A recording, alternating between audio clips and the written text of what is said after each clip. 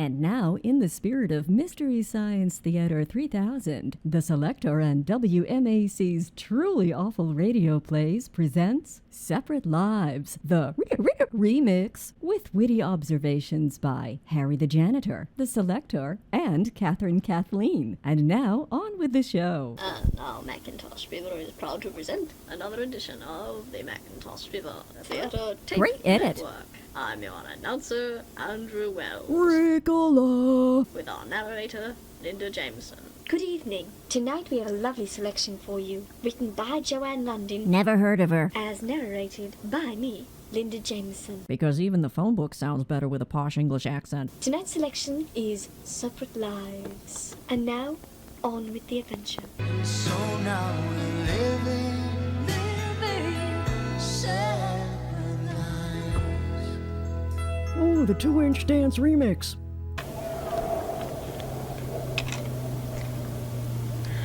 Did the wind just take a breath? Yeah, I think it did. Was that a car horn? No, it was a plane landing in the village. The caravan of tired steeds, oxen and goats trudged on, surrounded by an equally tired party of brown-skinned, sinewy, small figures. Must have been a sale on adjectives that day. Some call these people cloud dwellers, but they are rightfully known as the Bosha. She was a quiet 18-year-old who was there to gain credits for her college. Bunker Hill Community College, rah, rah, rah. On the back of a dusty, brown, dirt-caked steed, she rode covered in a black wool cape that enveloped her small, seemingly frail body. Hey, clip clop, enough with the tape case sound effects. They're maxing out the VU levels. She looked around at her surroundings with a dazed expression on her face, her mind far away back in Boston, on her ex-boyfriend. Maybe he wasn't her ex. He wasn't even Generation Y. Maybe it could be salvaged. Jasmine, I cannot have it this way anymore. Huh? You run around like a maniac doing things. What kind of accent does that guy have? Yeah, Trump would have him deported for not knowing. I feel like you left me behind in one of your little projects, one of your little activities. Jasmine could hear his words. Peter's words. Peter, pumpkin eater. Still fresh in her mind. And they still stung. A little lidocaine will cure that. Let's call it off. I know that you're going to bed anyways. Where? Maybe a break would do us good. So close. But his accent's nowhere. Engagement was too close. Missed it by that much. She moaned, softly sinking into an even deeper depression. Great, now I feel like I need a Prozac. We are now approaching the village, Lady Jasmine, announced Jing Pei in broken English. Whoops, I think the horse just tripped. No animals were harmed in the mangling of this story. Brusquely interrupting her revelry and jolting her violently back to the real world. It was a week already. Are we there yet? Are we there yet? Are we there yet? You be quiet, Kathy, or I'll turn this ox around. I think I'm gonna yak. Hiking up those cold, wet, dreadful, but oh so beautiful mountains. Anything to take her mind off the fight. And it worked. Until the altitude sickness kicked in. Until the caravan, that is. At least on the hike, Jasmine wasn't worried about safety, traversing the sheer cliffs. But even the scenery on the caravan while she rode in safety wasn't enough to distract her. Hey, there's a lot of traffic here today in the In Himalayas. Boston, it was around 9 p.m. Oops, got lost there. Then you should have taken the Callahan Tunnel. and Peter was distracted from his songwriting.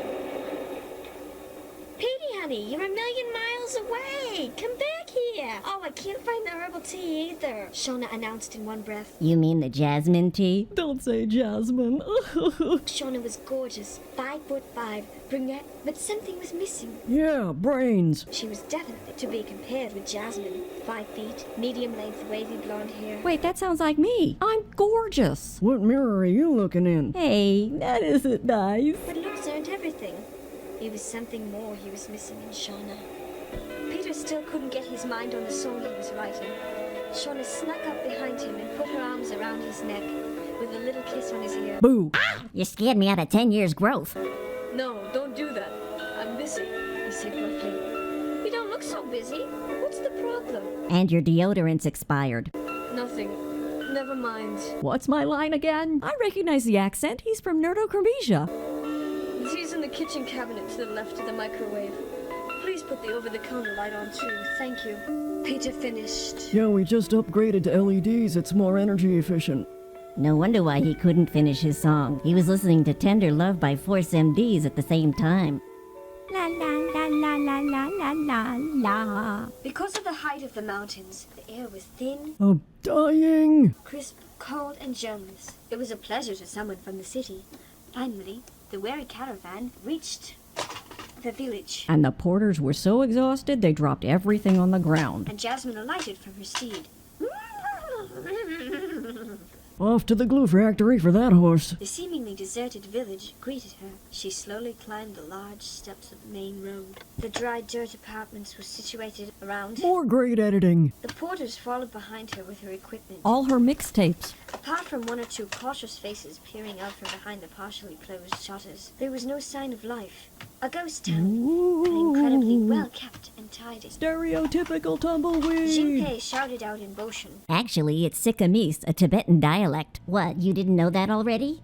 and warily the villagers came out of their apartments.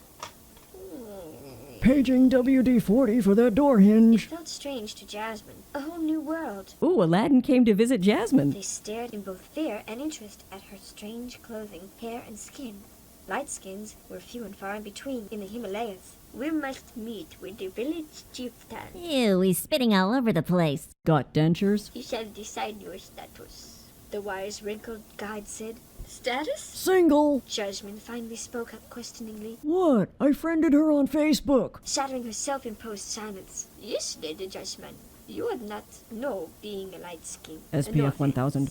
Our beliefs are the spun of years of cloistered breeding in these mountains. I'm not touching that. Now turn the page. We are a close-knit family who is wary of strangers, he finished. Still not touching that. After the porters dropped her luggage off at her apartment, Jasmine unpacked and settled herself. Stop crinkling that candy wrapper. I'm trying to listen. Wonderful, she thought out loud.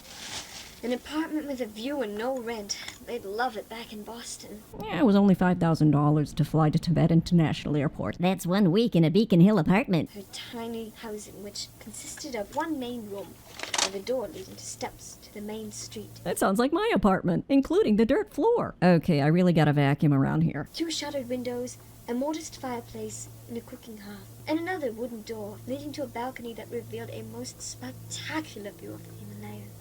Jasmine stepped outside. Now watch that first step. It's a doozy. It was noon, and the women Boshans finished preparing their meals of bread cakes and fish. Brought in by jet plane? Over by the fire, a woman of 25 rolled dough, her face lined and wrinkled with the harsh, cold weather, making her look years older. I recommend oil of oy vey. Meanwhile, a baby of 1 year rested in a pouch on her back.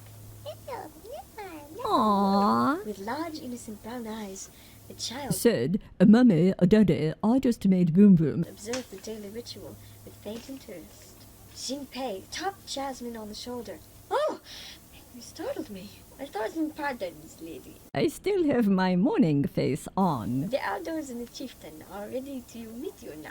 Meanwhile, back in Boston, Peter drifted over to the large picture window, the view displaying the Charles River, frozen It is the winter of our and discontent. snow-covered. Aren't they all? Standing there, he looked out. His eyes are unseeing. Put your glasses on. No one told me this was going to be a musical. Why am I always the last to know? I wonder what she's doing now. Probably eating rice with animal fat, fried vegetables, or meat, usually pork or beef, and occasionally mutton or chicken, but no fish. Is she thinking of me? Ooh, and don't forget the steamed meat dumplings or noodles. Stop it. You're making me hungry, Kathy. Ooh, it's like being at a Toto concert, but with really bad fidelity. Live from the author's 10-foot by 10-foot bedroom, it's Toto.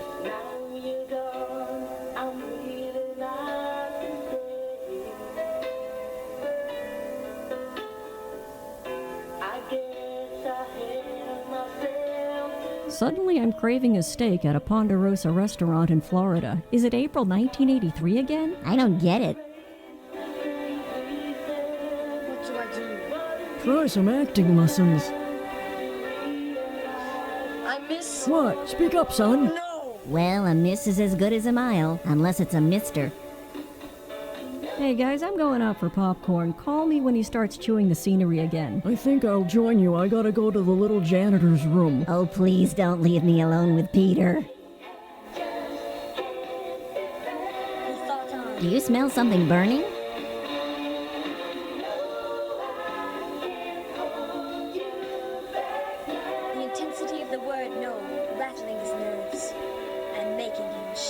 Slow reaction much? Thought, Stop thinking, you'll blow a gasket. Hey, you're back quick. Yeah, they ran out of popcorn, so I got some goobers instead. Well, this guy is a goober. Hey, what did I miss?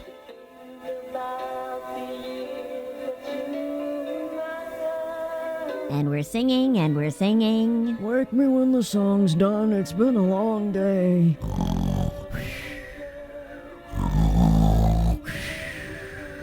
Really, Harry? Way to kill the mood.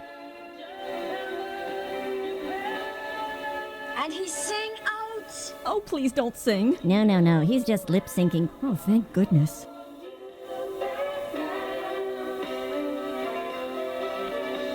The love we had just can't be found. Something was missing. Yes, our singing ability. We sound like a cow spitting up a hairball while giving birth. I think we broke GarageBand. And the internet.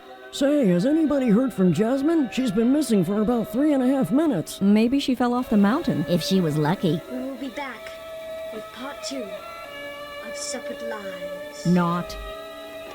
Pause briefly now. Now that we're living separate lives. Separate Lives, written by Joanne London. Who threw that tomato? By me, Linda Jameson. And your announcer is Andrew Wells. Pause briefly. Thank you for joining us. Blah, blah, blah, blah, blah, blah, blah, blah, blah. We will be back with more of Separate Lives soon. Again, On not. Twitter. Pause briefly now. Actually, we will not. The author never finished the story. You have been listening to one of W.M.A.C's truly awful radio plays. So bad, they're good. Presented by the Macintosh Fever Theatre Tape Network, in the spirit of Mystery Science Theatre 3000. Originally recorded in March of 1986, when the author was 17. The Mystery Science Theatre 3000 treatment was completed on March 19th, 2018, starring the snarky voices of Harry the Janitor, Catherine Kathleen, and the Selector. Musical selections included were Separate Lives by Phil Collins, featuring Marilyn Martin, Cry by Godley and Cream, Tender Love by Force MDs, and I Won't Hold You Back by Toto, occasionally accompanied by the singing talents of our commentators. This has been a low-budget, in-your-face production. I'm your announcer, Andrew Wells, saying thanks for joining us.